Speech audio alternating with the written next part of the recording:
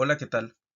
En este video, que trata una vez más sobre conversión de unidades de medida, voy a resolver algunos problemas para ejemplificar el procedimiento que puedes seguir cuando tengas que hacer las conversiones. Empezamos. En el primer problema nos dicen, en una universidad van a construir un campo de fútbol americano. El ingeniero encargado de la construcción investigó que las medidas son las siguientes. En el dibujo se muestran las medidas que debe de tener el campo. Aquí el detalle es que están expresadas en pies o en yardas. Por lo tanto, para que el ingeniero pueda construir el campo, necesita realizar las conversiones correspondientes a metros. Las preguntas a responder son las siguientes. ¿Cuántos metros de longitud debe tener el campo y cuántos metros de ancho debe tener el campo? De acuerdo con las medidas, la longitud tiene que ser equivalente a 360 pies. Aquí, por ejemplo, tenemos 300 pies y en esta parte nos están indicando que debe haber 30. Como del otro lado también tenemos un área o un espacio igual al de la izquierda, aquí también debe haber 30.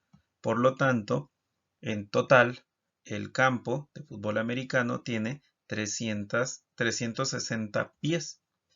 Entonces, para responder la pregunta ¿cuántos metros de longitud debe tener el campo? Vamos a establecer nuestra regla de 3 de la siguiente manera.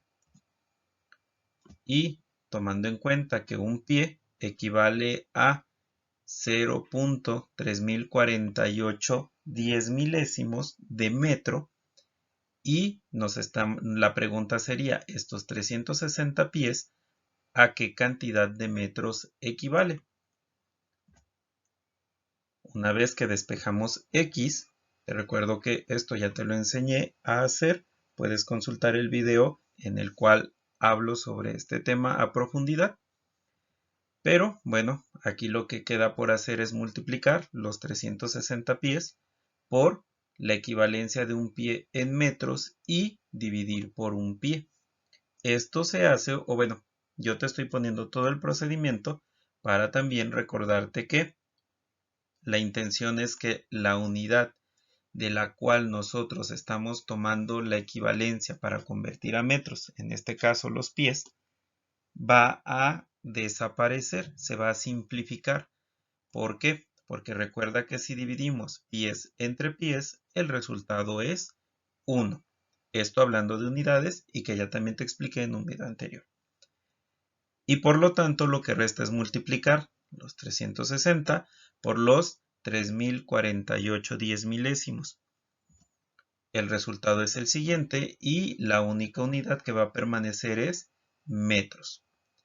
Esto también ya te lo mencioné, lo puedes ahorrar porque bueno, la lógica dice, si un pie equivale a esta cantidad de metros, para tú calcular los 360 pies, la lógica nos dice, bueno, solo vamos a multiplicar los 360 pies por la equivalencia de uno de ellos en metros.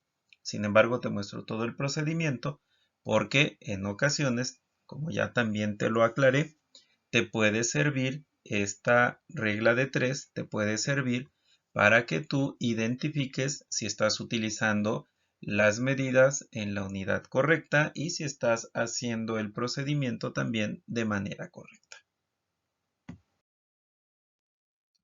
Para responder la segunda pregunta, vamos a tomar aquí las medidas que están de referencia en el dibujo. Respecto al ancho del campo, aquí tenemos que en la parte central debe haber 40 pies.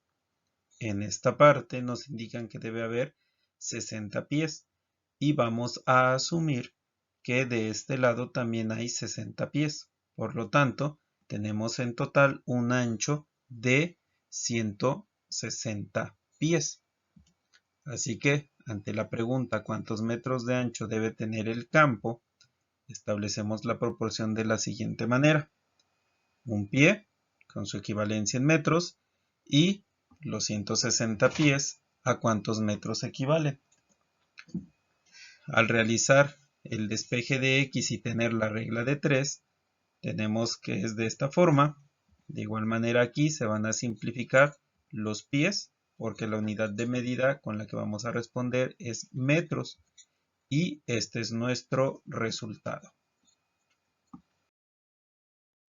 Ahora te presento el siguiente problema. Wilson viajará por carretera al puerto de Veracruz. ¿Quiere saber la cantidad de millas que recorrerá? En Matamoros utilizó el GPS para trazar el viaje y le indicó que la distancia es de 924 kilómetros. Sin embargo, Wilson quiere saber cuántas millas recorrerá. Determina la equivalencia. Aquí te presento el recorrido trazado por el GPS, en el cual se indica que el recorrido será de 924 kilómetros. Y con esto vamos a establecer la proporción. Una milla equivale a 1.6 kilómetros y estos 924 kilómetros, ¿a qué cantidad de millas equivale? Aquí voy a hacer una aclaración. Muchas veces nosotros nos vamos a topar con que es común utilizar una equivalencia aproximada o redondeada entre unidades para facilitar los cálculos, porque en este caso la equivalencia exacta es que una milla es igual a un kilómetro, o más bien 1.609 kilómetros. Yo te estoy poniendo aquí que es 1.6 para ejemplificar cómo a veces truncamos, redondeamos o aproximamos las equivalencias entre unidades. No es lo más correcto porque vamos, como te dije, a obtener un valor aproximado. Será el resultado aproximado, en este caso, de millas. Sin embargo, para hacer cálculos rápidos, a veces se suele utilizar de esta manera. Continuamos. Ahora te presento la regla de 3, ya con X despejada. De igual manera, marco que vamos aquí a tener kilómetros entre kilómetros, por lo tanto se van a simplificar. Nuestra unidad que va a permanecer es millas y al realizar operaciones tendremos que los 924 kilómetros indicados por el GPS equivalen a 577.5 millas. Te presento un siguiente problema. En una página de ventas por internet han encontrado unos lentes que según la información pesan 1.42 onzas, pero quiere saber cuántos gramos son. Determina la equivalencia del peso de los lentes en gramos. A partir de los datos del problema, establecemos la siguiente proporción. Una onza es igual a 28.3495 gramos. La pregunta es, entonces, 1.42 onzas, ¿qué cantidad de gramos son? Realizamos el despeje para tener nuestra regla de 3. Queda de la siguiente manera. Te recuerdo que vamos aquí a simplificar la unidad de medida onzas y al realizar operaciones obtenemos que las onzas que no se nos menciona en el problema, que son 1.42, equivalen a 40.25.629 gramos. Quiero solo hacer una precisión en este problema porque, hablando de onzas, en este caso se utilizó la equivalencia de onzas en gramos porque estamos utilizando onzas como unidad de medida para masa. Pero también existe la llamada onza líquida imperial, que tiene una equivalencia en mililitros. Esta onza líquida imperial equivale a 28.4131 mililitros. Debes de tener cuidado cuando estés resolviendo problemas y se te mencionen onzas en identificar si son onzas como unidad de medida de masa o si son onzas como unidad de medida de volumen, para que utilices la equivalencia correcta. En el último problema, quiero mostrarte cómo a veces no solo se nos pide hacer una conversión y ya, sino que a partir de la conversión necesitamos hacer otros cálculos. El problema es el siguiente. En la información de un bote de pintura dice que 1 litro alcanza para cubrir 12 metros cuadrados. Si Germán va a comprar 2 botes de 1 galón cada uno, ¿cuántos metros cuadrados de pared podrá pintar?